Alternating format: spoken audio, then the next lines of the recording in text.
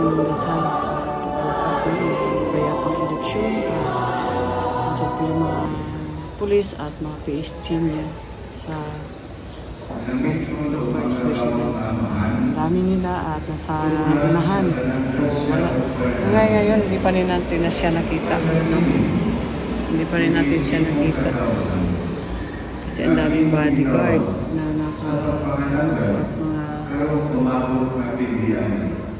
mag-ano po sa election bukas. At marami pong media. Yun ang usap-usapan na hindi muna siya magpa-interview para magpahid na intriga o isyo para bukas. Mapayapang nagdasal po ang ating Bisara dito sa San Pedro Cathedral. Inaasahan na sa likod po siya dadaan. At hindi po siya haharap na sa mga media. Sa mga sa ibig sabihin, nandito po sa labas habang po sa kaya gawin na natin guys at ano naman ang mangyari. Asa humihingi po siya ng dasal dito sa kaya pag-eleksyon. Okay, panoorin po natin siya. Kini among ipangayo alang kanila pinawi ni Kristo among Ginoo. Amen.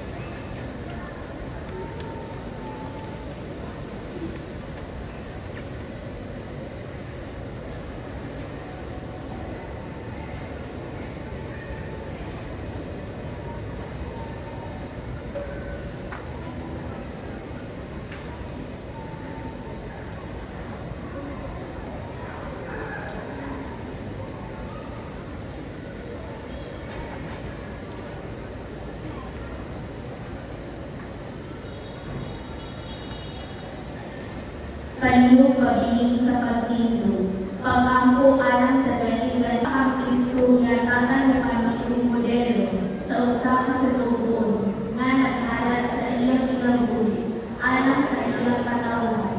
Hatagi kami sa kaalam sa pagpili ng mga tao nga mag-alagad alang sa kamatuoran, hustisya o pagtuloy sa dignidad sa tao. Lagdagi ang among mga hunauna bukas-bukas, aron makapili kami ng mga tao nga mag-atingan ka ng subay sa kasing-kasing sa inyong anak. Tudloy kami sa paari Kristo sa pagpili ng mga tao, aron makahatag kami ng tingog sa mga kabus, sa mga walay bago, sa mga bibiyaan, sa mga ninagdaw, o sa luma sa among mga silingan. Ini ang ipangayo pinaagi Kristo ang Ginoo. Amen. Maria, inahan sa kalinaw. San Lorenzo Ruiz ug San Pedro Caluso. San Miguel ug mga galaang anghel. It is an occasion of blessing and grace for each one of you. Therefore, I believe always tomorrow, always, God will be with you in a very special way. Palihog manglingkod. Ano na kita'y paligayo na ikaduhang pagpangolekta alang sa padayon na pagpaayos sa atong katedral. Busa, nagalaog kami sa inyong malumong suporta o ginaon ka ng atong patron, San Pedro Apostol, manalipod o mga mamanilyo o sa inyong pamilya. Daghan kaayo salamat.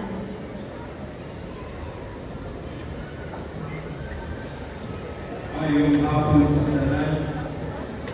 Sa ngalan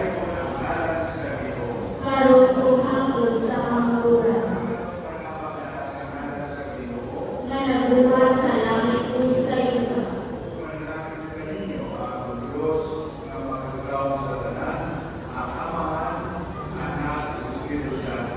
Amen.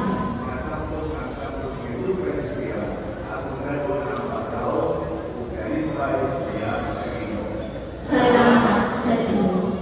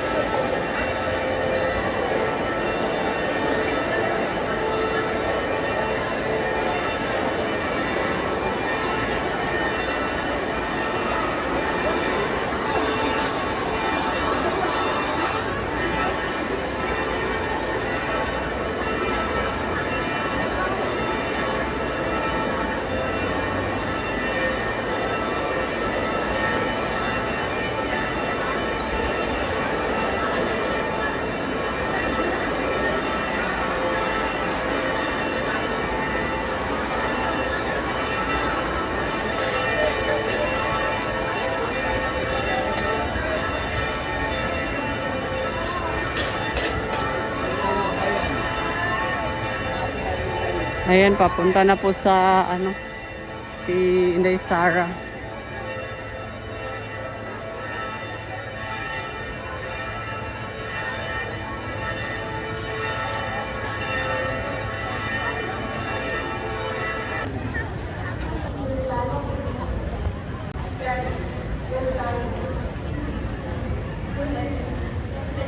Ayan, tapos na po ang misa pero hindi po namin nakita si BP kasi sa doon po siya dumaan sa likod, no? Sa likod ng simbahan at ayaw po talaga niya magpa-interview ng taga media. At nandito po sa labas yung mga reporter, BCBA, TV5, GMA, nandito po sila lahat at mga vlogger.